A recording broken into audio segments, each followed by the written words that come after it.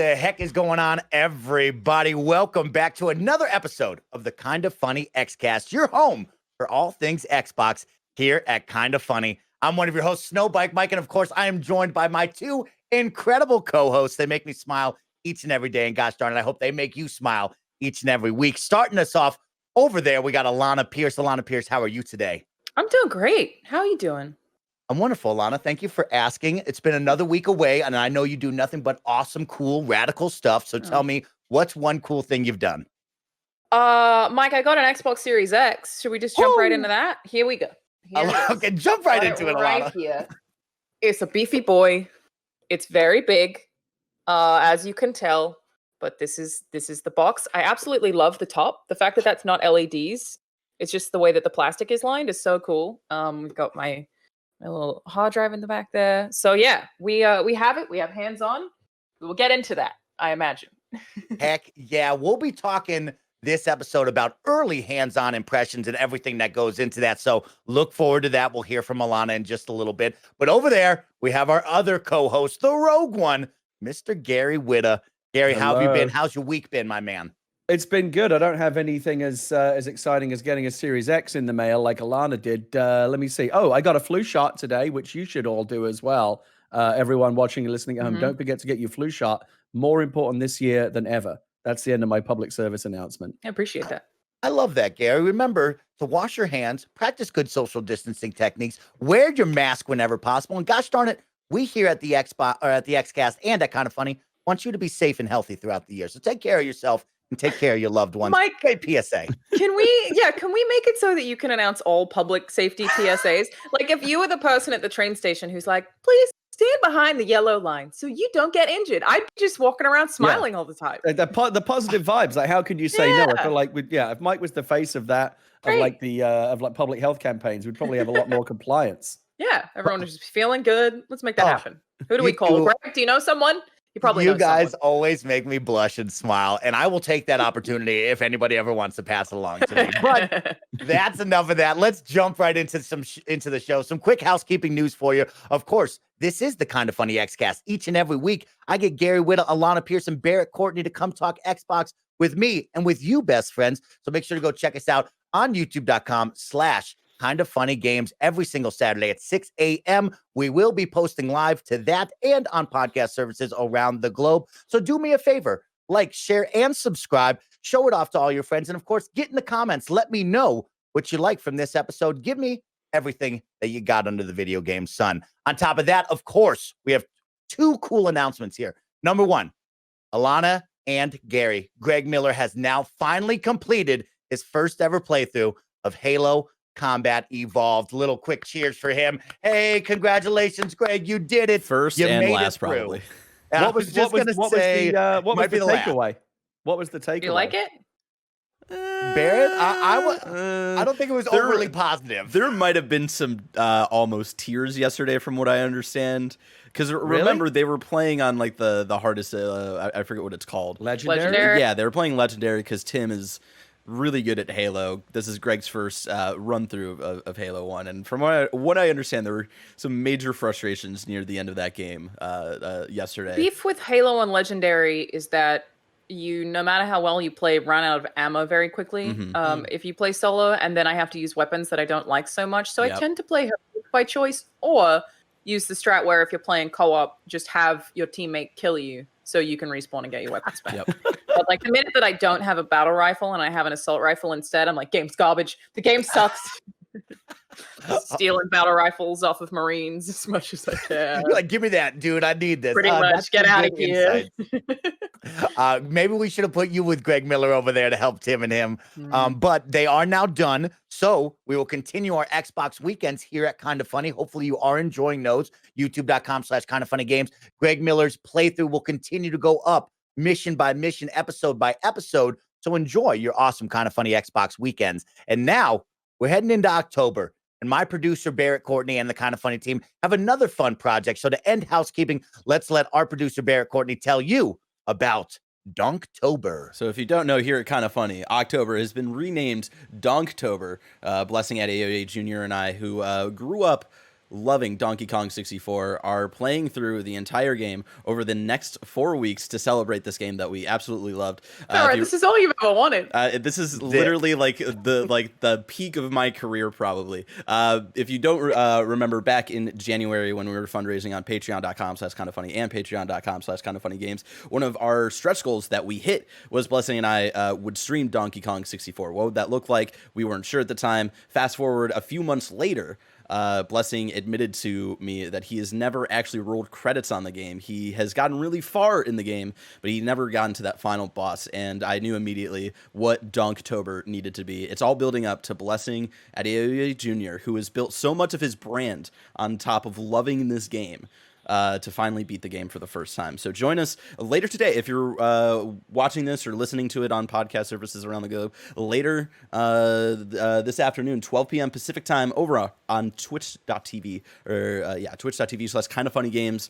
We will be streaming that for a few hours, the opening hours today, and that'll be up later over on youtube.com/kindafunnygames. So Barrett, I got to ask you, how does that game hold up? Because I feel like a lot of those Nintendo 64 games from that generation can be tough to revisit. I hate to talk about this, but I know I'm going to have to talk about it eventually, just because I'm known as the hot take boy at Kinda Funny. Everybody just loves to hate me for all of my takes.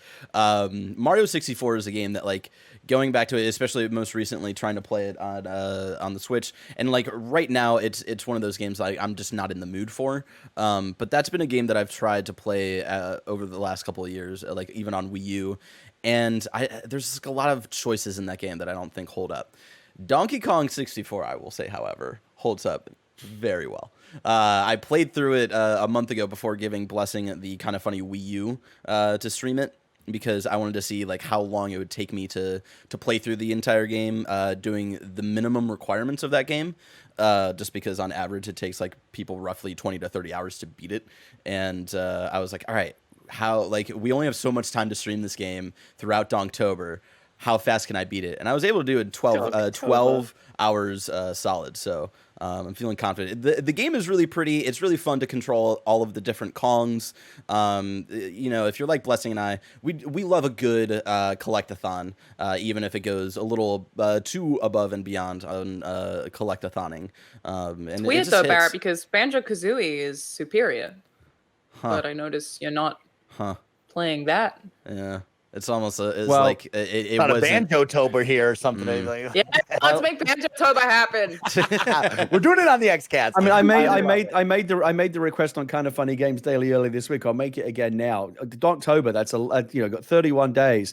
Please do also make some time to play Donkey Konga, because I really want to see you and Blessing beating those bongos. I don't think we have any way to play that game. Oh, you must surely a best friend. But that's like you send up the bat signal. Someone will send. That's you a some Wii bongos. game, is it not? Yeah, I want to say that's a Wii game. I don't even remember. Donkey Konga. I don't. Come to Kinda Funny Xcast where we talk about Nintendo games for 15 minutes. We'll spin it. Let's get into it. While he looks that up, let's spin it really quick just to stay on this. It's Donktober. Go check out Blessing and Barrett. Have some fun. Alanah, I'm going to give it to you really quick. If you could have one cool Nintendo, first party IP come to Xbox, who would be that mascot? Who's that character that you want over on Xbox, or that game really? I would have said Okami, but I believe that's already happened. I want a Matarasu and everything, and insofar as it relates to Smash, which is why I feel like you're asking me this question. I've always said a Matarasu is the character that I would want, which is technically a Capcom, but as long as I'm remembering correctly, I did play Okami originally on a Nintendo platform, right? Anyone? It's definitely on Wii. Just making sure that my information is correct here. I'm pretty sure that's correct. It was on PS2 as well. Oh, so PS2 and Wii, before making its way to the Xbox One as Okami HD. So that was one of the games that I loved that was not originally on Xbox that I absolutely adore, and will bring up at really any point in time for anyone to play whenever they can. But the good news is that my favorite Nintendo games were all 64 games that were actually all rare games. Yes. Which means we have them. On Rare Replay. Rare Replay. Except for Donkey Kong 64, unfortunately. Never heard of it. Sounds trash. But the Banjo, Kazooie, and Tooie, I absolutely love. I wasn't so hot on Nuts and Bolts, but I also love Jet Force Gemini, and we'll play more of that whenever I can if they revive that. Love Perfect Dark, but hey, we have all that stuff, so I feel great about it. Gary Whitta, is there a certain Nintendo IP, especially coming from a guy? Animal Crossing was your jam. Could you have one on Xbox that you love? It's a hard question for me to care about, to be honest, because I have a Nintendo. So like, I'm happy just to play it on that. To me, which format I'm playing it on doesn't really matter. Like, I'm fortunate enough to have all the consoles and I've got my bases covered. I would have said, like Alanah said, she would have said, "Oh, we got it." I would have said Battletoads, but we got it. Oh. Did you finish it, Barry? No. Did you finish it, Gary? I played a bit of it. I didn't get too far into it because I really wanted to play it co-op with my kid, and it didn't click for her. Like, I seriously, I think I said this on the show recently, but I ended up loving it. Like, the level of variety is nuts, to the extent that when we were looking at the reviews, I was like, this game is like, maybe those review scores are fair. Obviously, it's subjective, but I was like, to any Xbox fans watching this, you have Game Pass. Don't let any of those review scores put you off of Battletoads. It's a great time. I really enjoyed it. Play that. You already have it, so get it. No doubt. I am actually going to go with Super Smash Bros. Ultimate. I wish we could have Minecraft Steve, who's now making his appearance over on Xbox, because I look back, Alanah, and I think of different kind of like Smash Bros. Games they've tried to bring onto the Xbox. I think of Small Arms. A lot of you Xbox Arcade members might remember that one, Small Arms. And then, of course, we've seen Brawlhalla. I think a PlayStation Battle Royale All-Stars was a fun, dumb one. And I would love to see Microsoft somehow do something dumb and fun like that. I was going to say to you, Mike, do you think, to Alanah as well, of course, do you think that Microsoft has enough of a portfolio that they could build their own tournament fighter if they wanted to? I would say if PlayStation built one, I don't see why Microsoft and Xbox couldn't do one 100%. There'd be some fun characters in there. Because now they have Bethesda characters too. You got your Mr. Halos, your Gears of War. Pip-Boy. I couldn't come up with your Pip-Boys. Yeah. I couldn't come up with a stupid name for Gears of War. but I mean, even like, who else would you have? You got your car from Forza. Yeah, you could totally have one of the legendary pirates, from Sea of Thieves, or like one of the ghost characters in that who are awesome. You got Joanna Dark. Joanna Dark, obviously Banjo, who is already in Smash, representing the squad. Some Battletoads. Some Battletoads is like a no-brainer for sure. But you can also now have Bethesda properties. You can have Doomguy. I know Phil Spencer listens to this podcast. Phil, make it happen. Xbox All-Stars Tournament Fighter. That's what we want. I would actually prefer a kart racer. Same vein. Kart racer would be dope. Why not both? Both. I love it. Thank you. Well, everybody listening, all my best friends around the globe, let me know in the comments down below, what would be your dream Nintendo game to come over to Xbox, and who would you put in your Xbox Super Fighter Ultimate Tournament that Gary's brought up? Let me know. Enough of that. Let's just jump into the show, because the hype continues to build, everyone. We are now, by my count, 40 days away from the Xbox Series S and X launch. Alanah now has her Xbox Series X in hand. We will talk about preview that build in just a moment. Yeah, I was going to start that. That's right. These are preview builds, not final builds, that we have seen go around to influencers and reviewers throughout the week. So they will be working off of the non-final retail version, just so you all know, listening and watching out there. But there's been some really fun stuff to come out of it. I wouldn't call it sexy and hot news and breakdowns that you're getting from a lot of these reviewers, but what you're seeing from these impressions are some really great foundations to go into day number one that I'm personally excited about, and actually answered some of my questions that we've talked about throughout this show. So I want to give a big shout out to Jeff Grubb, good friend of the show, Jeffy Grubb. Of course, Ryan McCaffrey from IGN Unlocked. I love that guy. And Digital Foundry. Those were a lot of the sources that I went through and took in a lot of their first impressions. But before I'm going to kick it to Alanah, she'll kind of talk about what she can speak on. But from what we saw, it was all backwards compatible titles. Nobody really showed off any new games. It looks like they're not even at that point yet. They talked about the boot up time of the console, the boot up times and cold start times for certain titles that are backwards compatible. And they talked about transfer speeds. If you really want to get nerdy, and I will always tell you, go listen to the experts at Digital Foundry. They had a great breakdown of certain titles that had certain requirements or certain features that could be opened up that could get a boost from the Xbox Series X without even being optimized. So that was a really cool one. That's got a lot of mumbo jumbo techie stuff that I'm not really going to get into, but a lot of fun stuff to talk about. So Alanah, before we get into transfer speeds, boot up times and stuff, you have now received yours. Do you want to just give me and the listeners a baseline of what you can really talk about at this moment? Pretty much what they've spoken about. A lot of stuff is embargoed right now. So the biggest thing that you're seeing everyone talk about is probably quick resume between multiple games, which is the thing that I've been testing the most because I mean, I love that feature anyway. But it's nuts. And I'm going to make a video with Inside Gaming, who I also work for, if you didn't know, on Monday, where I was basically going to have like one person boot everything up in an Xbox One X and have me doing it with the Series X and have the rest of our crew like react to how fast it is, because I can't do both of mine at the same time to test it. Obviously, without having like double recording setup, it gets complicated with my little home setup, but it's mind blowing. Like I was sitting there doing it with, I think I had 3 games that I was jumping between at once, just laughing, just being like, oh my God. It's very, very satisfying. And I kind of hope I never get used to it because, huge fan. It's super convenient. And I am a person who, like, if you've had a bad day or something, you don't know what you want to play, sometimes I will jump between games. I did that just last night. Didn't have a bad day, but I was just jumping between Crash 4, because that has just come out, and the original Insane trilogy, and comparing the two of them. And being able to do that with quick resume would be way, way, way different and a way better experience. It's awesome. That's all I can say is, they boast about this kind of stuff with next gen. We always, I feel like, have very high expectations with next gen hardware. I think that probably, as Gary was the one to specifically point out, burnt Halo. It didn't look next gen for a lot of people, so people are automatically upset by it. This particular thing actually feels next gen, and in practice is something that just doesn't exist on current platforms. So very happy with it. I think, when people get their hands on it, it's gonna impress a lot of people more than just reading, 1 minute versus 6 seconds. Like when you see it, is like, oh my God, it's super cool. It sounds cool, and it looks even cooler seeing it live, Alanah. I'm sure that you get to experience that. And of course, the YouTube videos that we all saw, that was the next generation is right, Alanah. That's what I'm looking for, is I want to be able to jump in between games and really start up games pretty quick. And we'll talk about that in a moment, because Gary, you had a killer tweet just yesterday. You saw the start times. What do you think about some of those boot up times there?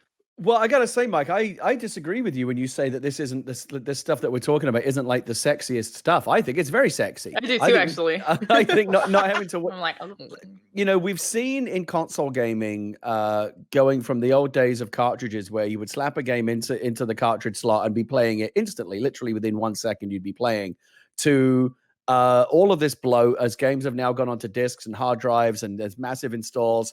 I think the worst of, I mean, there may be worse ones, but the worst one that I remember from this last generation was Red Dead Redemption 2. The amount of time you had to wait for that game to load was agonizing. It was like, come on, this is beyond a joke. We shouldn't have to wait this long.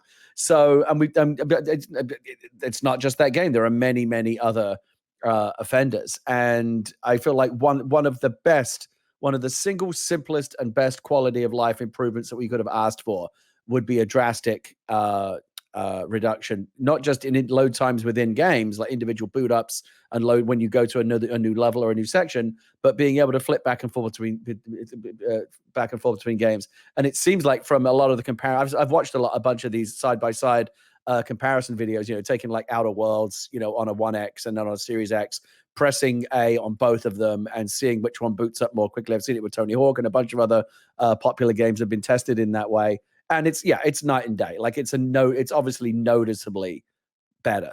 I think it's very sexy. I'm quite aroused. I agree. Looking at these faster performance times, these load times. And Mike, to reference my tweet, as I said to you before, I've already got next gen senioritis. I'm already looking at my PlayStation 4 and my Xbox One X with disdain, because I'm like, come on, like this, you guys are ready to be retired. Why are you still sitting around here? You've outstayed your welcome. I know the new hotness is just around the corner. Why are we still waiting? And certainly after seeing just how much the Series X outperforms the console I currently have plugged in, I'm looking at my current my current One X is like, what a piece of garbage. hard for me to go back now. I do definitely have that problem where, like, everything that I'm playing for work still is through, I mean, frankly, mostly PC, but also Xbox One X. And I feel like now I'm going to be like, what do you mean this is going to take a minute to play Sea of Thieves? What is this trash? I don't have a minute. I'm a busy man. I have a lot going on. A minute. One thing that I didn't even know that I was doing, that this has changed, is usually if I'm waiting for a loading screen is like when I'm like looking at my Twitter timeline. Mm-hmm. It's fast enough now that I'm not. And I love that. That I'm like not doing the scrolling. I'm just playing the game. And having that realization. Yeah, because it's obviously I'm not trying to engage. I'm just like, what's everyone up to? Whatever, just waiting for this thing to happen. Now that I'm not doing that, I was like, oh, I'm just actually just like putting my phone away from me and playing the game and not like being like, okay, let's wait for this cutscene, like whatever. Like it feels really nice. And Alanah, the quick resume thing almost seems like overkill. I saw a bunch of websites where they're saying like we're like really loading up with like how many different games can we quick resume between, and it sounds like it only started to stutter when you got up to like 6 or 7 or 8 games. But again, that's like way more than. And that to me feels like maybe at most there might be 3 games currently that you're batting around, but like 7 or 8. Really? Does anyone have 7 or 8 games on the go at any given time? It's nice that it can do it, but it almost seems like it's overpowered in that regard. Sure. Like there's some stuff that's excited me, like with the job that I have at Funhouse as a producer, where I've been like, I think we could make some like really cool like tournament videos where it's like, now put that game down and swap into this game and do this in this game type stuff that I think will be really fun for like competition stuff that I definitely want to do when more people have them, obviously. I guess 2 other things that I can say, because you can't embargo the way the thing looks when people have seen it. It doesn't fit in my cabinet upright. I do have to have it on the side, but it does have, it is built to be put on the side, so that's no problem.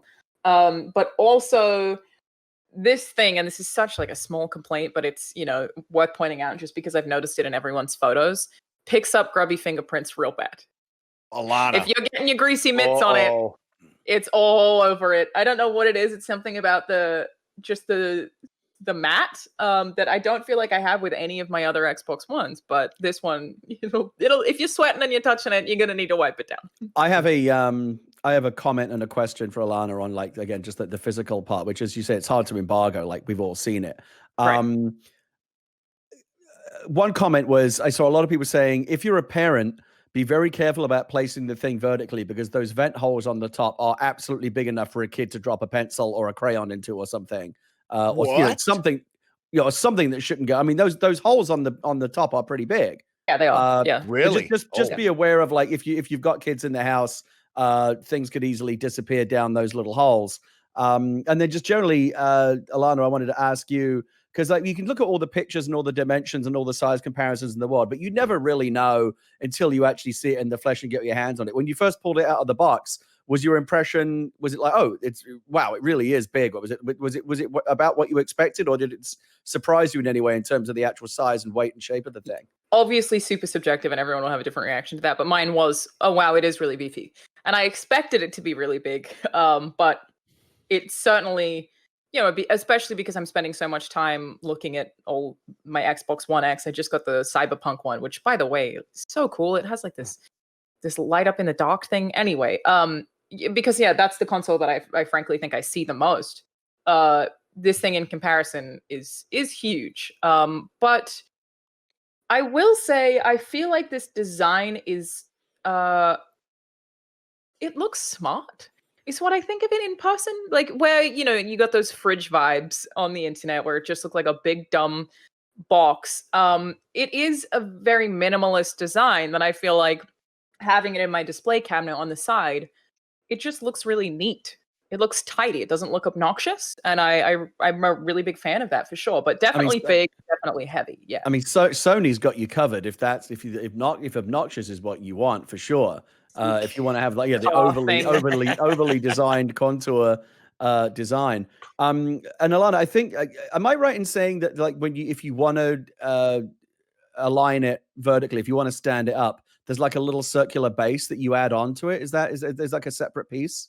I believe that's on it, right? That just comes on. I didn't know if that was part. I didn't know if that was that for safety. I don't know if I'm allowed. I've just seen some pictures when it's. Some of the pictures that I've seen when it's standing up seem to indicate that there's like a little circular platter that I can just show you what's on it without answering anything explicitly. This is the circular platter on the bottom.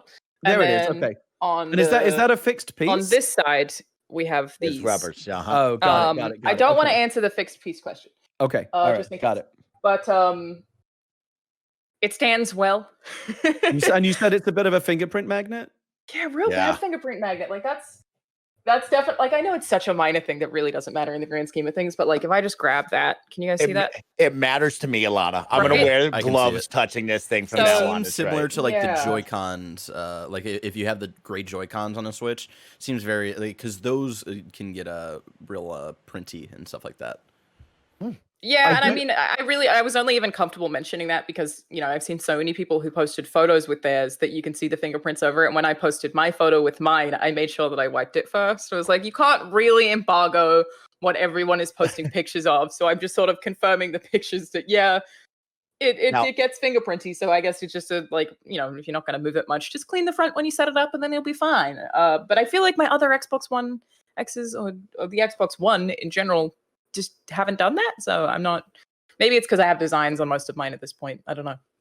I think the green looks good. I do kind of wish. I'm sure there are many good reasons why they didn't do it, but I do wish there had been some kind of LED. Like I wish that green was glowing out of the top. That would be cool. That would be cool. The thing is that it really looks like it is, and that's a thing that I think is super cool. It looks like it is. I've had like a couple of people be like, could I put a light in there?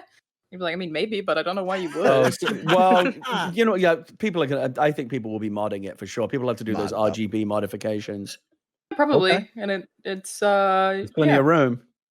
Again, preview unit can only say so much. Trying to be cautious here, but this is all stuff that you've already seen. So yeah, mostly is like what I'm allowed to talk about is the quick resume, and my review is, oh my god, it's so cool. Like genuinely impressive. I knew it existed. I'd already seen footage of it, but then when I got to try it myself, I was just like genuinely sitting there laughing, just being like, holy shit. I'm pretty sure I did see Digital Foundry or some other sites talking about frame rates when they were running like 1X games. Were they breaking some kind of embargo, or are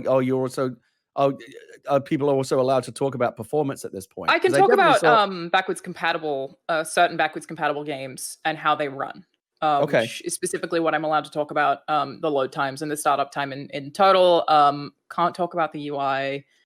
They're definitely being very particular about it, but of course it's a preview unit, so they only want you to talk about the things that I would guess are ready for preview, where, you know, not everything is done yet. I, you know, didn't check the frames, but I will say performance across everything was perfect. I had absolutely no problem with anything whatsoever. So everything that I've tried, wonderful. A big one for me, Gary, I know we've talked about it in the weeks prior, and maybe Alanah can speak to it if she touched it that way with the memory, but seeing Jeff Grubb transfer games from different hard drives and units around, it all looked like he was able to transfer Assassin's Creed Odyssey in less than 10 minutes. Really, there was a range between different transfers, but less than 10 minutes for a pretty beefy game in my mind that we talked about last week with how long it took me to transfer Halo and Gears. That's a huge positive. I love knowing day one, I'm going to come in, plug in my external hard drive into this new system and be able to transfer games lightning quick. That was a big one that I took away and resonated with me throughout the week. Alanah, have you tried any sort of transferring of games yet?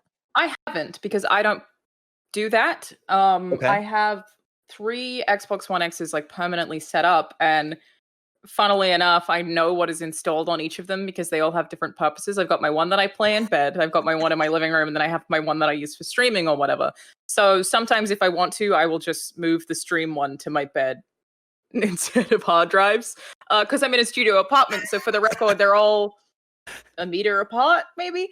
However, I will test that for you guys, so I can talk about it next week. So I will do that for Kind of Funny, which obviously I know Greg also got one, and I'm sure there's a content rollout plan there to have tons of coverage of this leading up to further embargoes, some of which we don't even know the date of yet.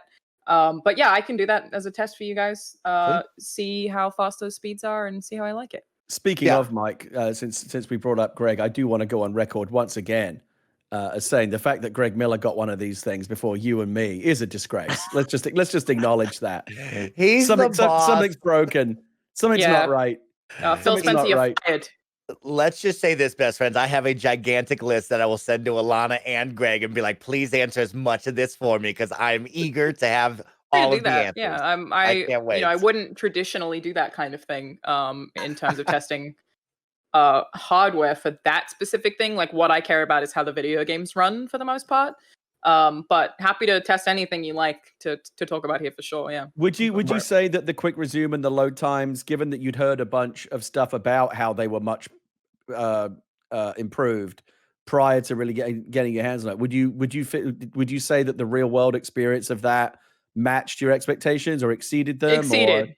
Okay. Because it's theoretical otherwise. It's this thing seems cool, but seeing it in person, obviously I'm a person who plays video games virtually all day, every day is my main hobby and also my job. So like the comparison between what I do every single day versus this is like it's amazing. Like it's better than I expected, even having seen videos, because when you're doing it yourself and making the choices yourself, I think it just feels more significant. But I absolutely love it. Like, and I think it is a feature that I will use pretty often.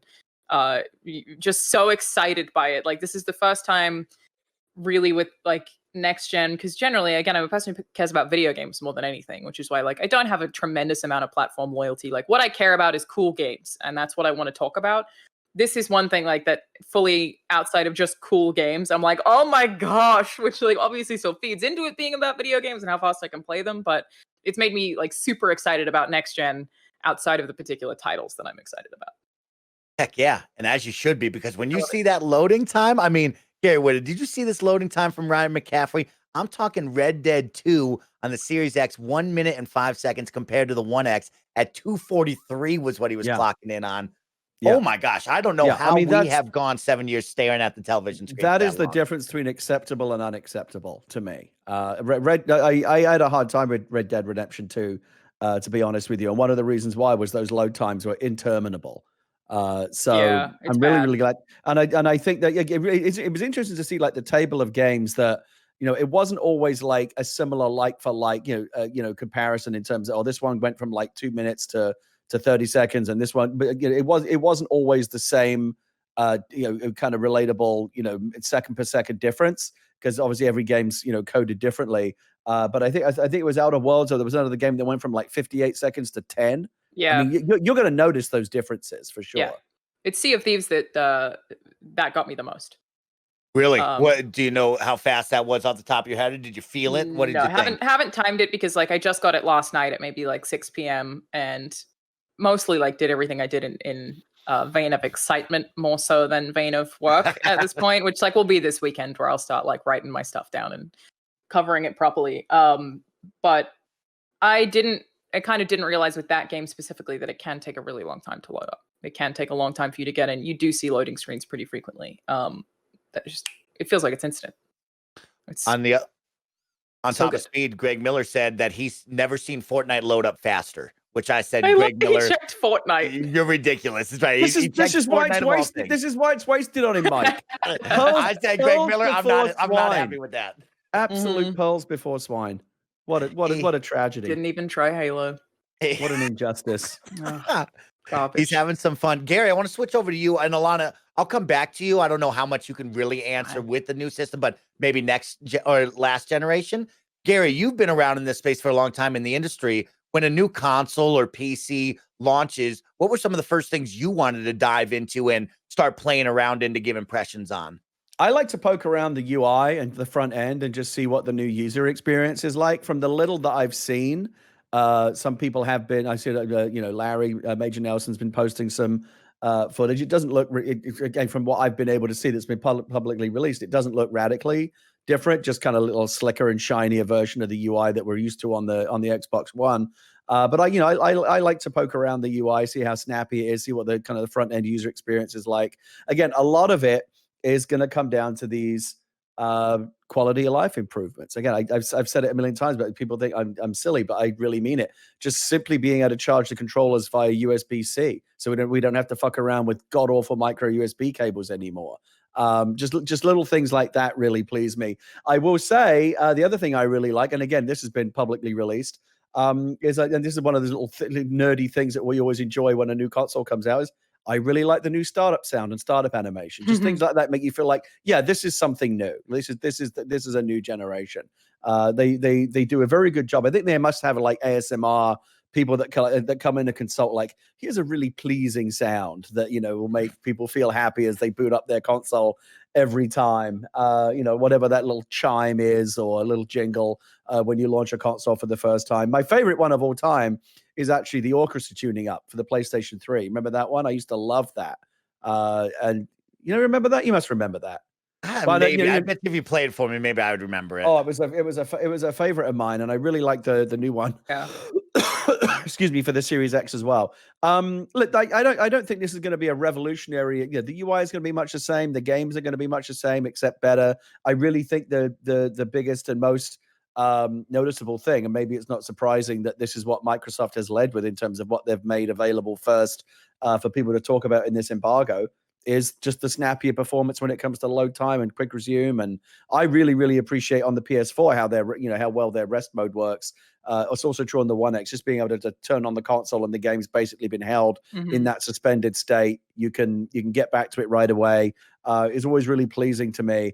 So this just feels like the next natural evolution of that, because I do often have, like, for example, in the house right now on our Xbox, on our PlayStation right now, for example, I play a lot of Fall Guys. My daughter plays a lot of Tony Hawk 1 and 2.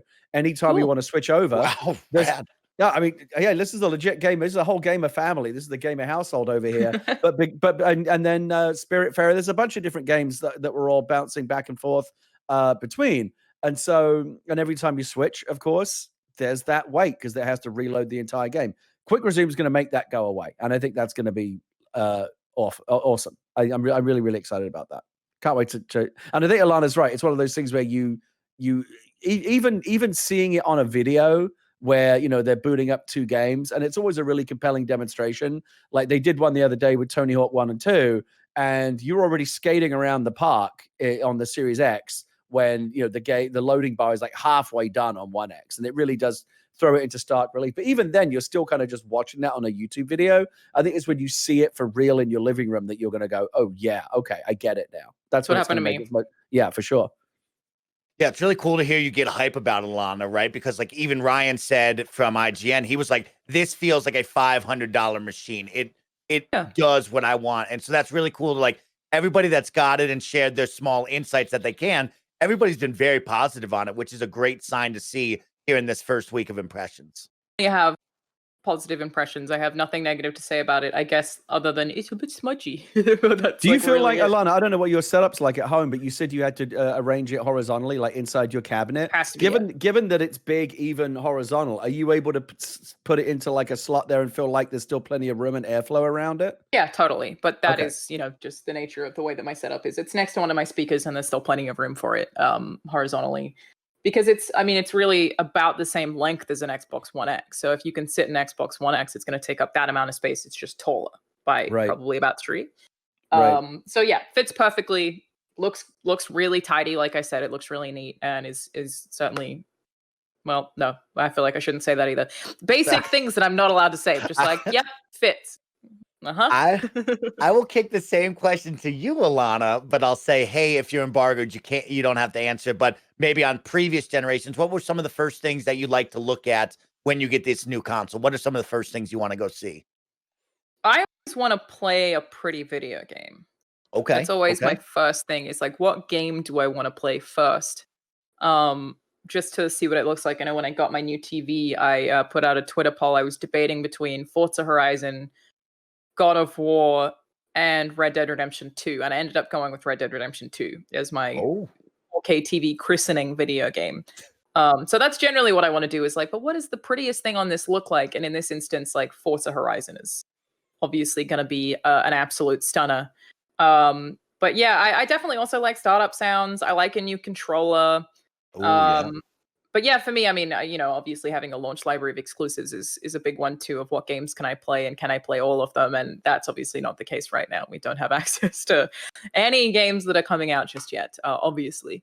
So still waiting on that. But yeah, definitely checked out the UI. Can't say anything. I just need to stop talking. And Alanah, you're out. I presume you can't talk about the controller either, although it doesn't seem like there's going to be too many surprises there. No. Jeffy Grub said a little bit about the controller, Did Gary, he? just for you. He likes the little bit more of the weight, a little bit larger size. I don't think it's that noticeable, but he said he likes the weight, he likes the size, and really enjoys the share button. And also accessibility. When we talk about it, Alanah, right? You always do a great job preaching that and putting that out for everybody. That share button, Jeff Grubb says, all of the buttons on the Xbox controller can be changed to anything. So it doesn't have to be tied to just your start button. That could become the A button. I mean, if he's already said really some cool stuff, it has cool you don't texture. have to if you don't want to. Okay. Jeff Grubb's always going rogue. You know, you just don't. You never know. Okay, what to then I expect. didn't say anything. Hey, don't say anything. He's got an awesome hair, and he's got great hair, and he's got killer sunglasses. He loves doing his videos. I love it. It's like talking to He's a child. the Like, dude. just because Jeff Grubb did it, does that mean you should do it? It's true. It's true. I'm not saying anything. So as we move forward then, and we will see a lot more coverage come out with embargo dates lifting and stuff, Gary Whitta, what are you really looking forward to? Because when I start to think of the questions I have as a consumer, a gamer, an Xbox guy, I think I'm like Alanah, right? I want to see the new, prettiest, biggest games run on this machine. But I also want to see, the Astro headphones update. I want to see how that looks like in real life, right? We've seen these different companies from Elgato to Astro who sell these third-party things like, hey, it's going to work. We have a plan set. But I actually, of course, want to see that in motion. I want to see Alanah plugging in her equipment into the Elgato and it's snapping on like it always has been. Very excited to see stuff. I look at achievements I want to know about. And as well, a couple of my friends want to know about download speeds. They want to know if you purchase a game off the store, does it seem to be going faster than the Xbox One? You would assume that it should with this new hardware, but do we have any sort of limitations on that? Those are some of the things when I start to think about the new console that I want to see and discuss. Gary, do you have any that you're thinking about right now? And again, no one knows anything for sure until these consoles are out on the wild and we can really test them. The messaging is still very limited, especially on the Sony side, where right now Microsoft's a little bit ahead of the game on Sony for two consoles that are only 2 days apart. Microsoft has already talked and shown much more about the Series X than Sony has with the PlayStation 5, where they seem to still be kind of holding their cards very close to their chest here and not talking about in great detail about Microsoft's owning the news cycle right now. They absolutely are, and there's still a lot of unanswered questions about the PlayStation 5. Travis Scott got one. He got a controller, didn't he? Didn't it turn out he had a controller? Or I don't know. Do you really think? I thought it turned out like they were selling the PlayStation 5 controllers early. Somehow he got one and he took the photo. Then people found out like, hey, bro, you don't even have the console. But I could be wrong. I wouldn't be surprised. I've been duped. I mean, Travis Scott's got his own Happy Meal. I wouldn't be surprised if they gave him a PlayStation 5. The guy's obviously killing it right now in the influencer game. Very legit indeed. I'm excited. I'm excited just for simple things to know, like my Astro headphones will work with the Series X without any modification. It sounds like for certain like third-party headsets, you may actually require some kind of adapter on the PlayStation 5. I'm getting the impression, and who the hell knows, but I'm getting the impression, just the general sense that the general kind of backwards compatibility and the continuity, let me just in the general sense of continuity between the current gen and the next gen, with software and hardware and just the whole experience. I have a feeling that it's going to emerge that Microsoft has the edge there over PlayStation 5. And that may just be because PlayStation they certainly haven't talked in detail as much about what their plans are and what the compatibility and what the functionality is. I just get the impression that if backwards compatibility in terms of software and hardware and smart delivery and all the things that we talked about, if that's something that's important to you, I get the impression that Microsoft is going to have your back more than Sony is going forward. That may well end up not being true once Sony says more, but they kind of need to get on with it and say some more because we're only a few weeks away. And again, the two consoles are only 2 days apart, but Microsoft is certainly more than 2 days ahead in terms of the information they're revealing about what we can expect when we finally unbox these consoles. I know it's part of the job, but generally, like just fully honestly, I find the what is this company doing versus what is this company doing conversations to be so uninteresting. I'm like, I don't even want to like talk about it in that way. But what I will say is, I really appreciate Microsoft's marketing presence and social media presence right now. I feel like they're being real funny. Like I'm entertained by it. But it's also like they have given people more information. They've given people an idea of value, and getting these out so people can talk about some of the features before people make these huge purchases. Obviously, it does suck for everyone who pre-ordered, couldn't get it, to see other people having them. Like, I understand that completely. But generally, their transparency and what they're offering right now is very cool to see, and the consistency with which we're seeing it. Again, as someone who covers video game news professionally, we're making maybe 1 or 2 Xbox videos a week because there's just so much coming from them right now. So I really appreciate how much they're telling us. Where I feel like Sony, while I feel like they have some of the exclusives I'm a little bit more excited about coming in the next 6 months, I don't know anything, or I don't feel like I know very much about what they're doing other than those games. So just want to appreciate Microsoft's current presence for sure. Just one other thing I want to clear up before I forget, because I promised I would do it last week on the Xcast. I made a bit of a schoolboy error when we were talking about the external storage, the extra 1 terabyte of storage that Seagate is selling. That right now is the only kind of Xbox certified solution. $220 for an extra terabyte for a proprietary card that goes in the back of your Xbox. We talked last week a little bit about how that seemed a bit pricey, and I pulled up some 1 terabyte SSDs to compare, and they seem much cheaper. Of course, as it turned out, that's not really a fair comparison, because the kind of SSDs that I was looking at are simply not in anything like the same category of speed and performance as the newer technology that is in the Xbox and is also in that Seagate external drive. And if you look at comparable solutions that do have that same level of the latest technology, even though $220 is real money, it's not out of whack with what you'd expect to pay for storage at that level of performance. So I apologize if I got that wrong. But I'm also, I already ordered that 1 terabyte stick because I know that I'm going to be. I live the digital life. I still really wish that there was a cheaper diskless version. I think there probably will be at some point. I don't ever anticipate ever putting a disc in that Series X. That drive of mine, that physical drive, is probably not going to see any action at all, because I'm going to get that 1 terabyte update and just juggle everything digitally. So for that reason, I'm very, very glad that we're going to see that proprietary storage option out of the gate. I think Sony might be doing something similar again. They're being much more opaque right now in how they're messaging that. They've still got time, but I think what Microsoft's doing right now with allowing us to have that extra storage out of the gate, it's nice for those early adopters who are willing to spend that money.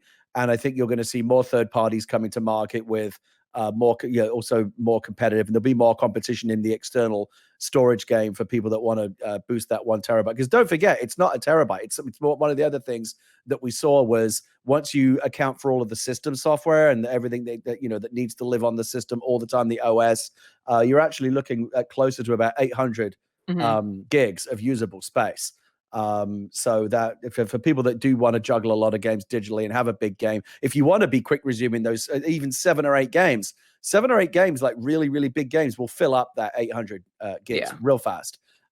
So I think people are going to be looking, if not right at launch, probably within 3 to 6 months, people as they start to see their game collection building up and going, "Ooh, I probably could use a bit more overhead here in terms of my storage space." Hopefully by that point, there'll be more third-party solutions coming to market, and that competition will bring the price down. You'll be able to get that extra terabyte for less, hopefully considerably less than the $220 that we're being asked to fork out for it at launch.